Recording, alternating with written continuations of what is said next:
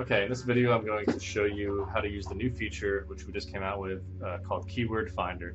And basically what it does is it will show you a list of keywords that you are already ranking for a particular domain that you enter, which is great because there could be a lot of keywords that you're ranking for already and didn't even realize it. So let's get right into it. So let's click Add a New Campaign, Organic Search, click Next Step. Now, if you remember, we have single keyword, which is the typical campaign where you just enter one URL, one keyword, multiple keywords. It's very straightforward. One URL and then multiple keywords, one per line. And now we have Keyword Finder, where you have to select a group name. Let's create a new one and call it Hidden Keywords. And then for this, you would enter your main URL. Now, don't enter like an inner page. You want to enter the root domain that you're trying to find all these URLs and keywords that you're already ranking for, right? So I'm just going to select, I'm just going to input a project of mine that I haven't really done anything with in quite a long time. Just one of those sites where you start it and prioritize other things. But so I entered the main URL here, selected Google, and I'll click Next Step. And it will find all the keywords and URLs. Just bring this window down a little bit to get it all. And it has pagination as well, so you can see it's showing 1 to 10 of 27 entries. And I can expand this to show all of them. Let's do 20 for now, but I mean, you could literally have some that have hundreds of entries, depending on how many keywords you're ranking for.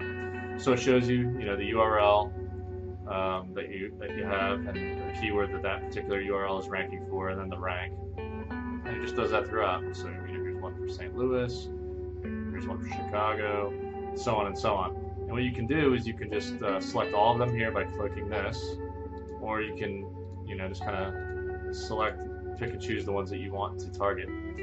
Now what I'll do is I'll select 50 here to display all the results on one page. So I can scroll down, you can see all of those. And I will just click this button here to select all of them.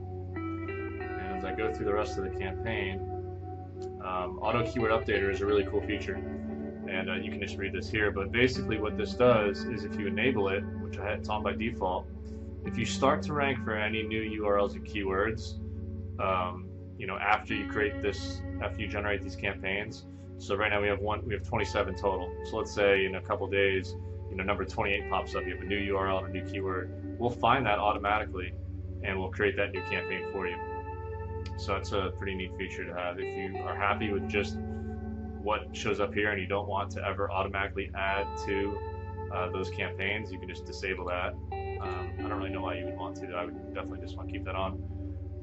You can still do all the other stuff in normal searching. I will disable this, and you can turn off SmartRank if you want and just set these manually.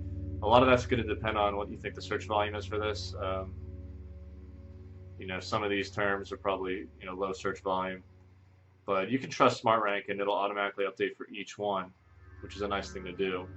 For that, I'm just going to keep SmartRank on, and I'm just going to trust that to deliver the appropriate number of searches and time on site based on my current rank and the search volume. All right, and I'll click, and you can see right here it tells you that these options will generate 27 campaigns. All right, so what this does is basically a quick way to generate campaigns. So when I get done with this, you're going to see 27 campaigns all assigned to this group name, Hidden Keywords, right? All right, so let me just scroll to the bottom here, and I will click Save, and it says Submitting. Okay, so now we're on this screen and we see that we have the group name Hidden Keywords. There are 27 campaigns that we generated inside of here, and if you click on the group folder itself, you will see all of these keywords listed here that we created and generated. Now, this keyword rank will update every day, just as everything else does in crowd search, and everything is turned on. If you wanted to click to view each individual campaign, you just click the edit button and you can see the specific settings for each campaign. But you can see that this is a super easy way to generate different campaigns, different URL and keyword searches for a lot of different variety, which is great to have because these are keywords that you're already ranking for, so it makes sense that you should receive some traffic from them. And this will just help boost each one individually, but then as a whole, it just helps pull all of your keywords up together. So that's really how you use this feature. Pretty powerful, but simple in application. So hope you enjoy it.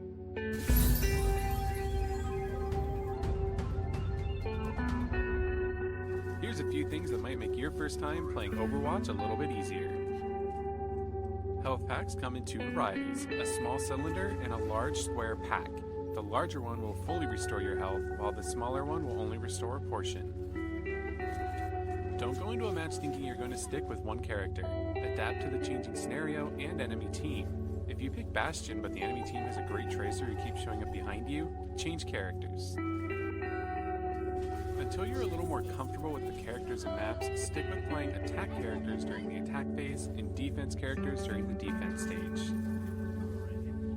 Coming from Heroes of the Storm, I actually thought that second row of characters must be specialists, but they're actually classified as the defense characters. Don't let that moniker throw you though. While Torbjorn and Bastion are definitely better in a static defensive position, Widowmaker, Hanzo, and Junkrat can be extremely effective on attack. You can use C to bring up an emote wheel. The most helpful one lets your team know the status of your ultimate. All stages have two objectives, and each one will usually have a natural choke point to aid the defensive side. If you're on defense, I highly recommend that you not venture past this point, especially if this is the first objective. If you die, the respawn point is usually on the far end of the map, and it'll take you a long time to get back. This is definitely not a game you're going to want to play muted. Most ults in the game will be announced in some way, either through dialogue or a distinctive sound, giving you a chance to avoid death.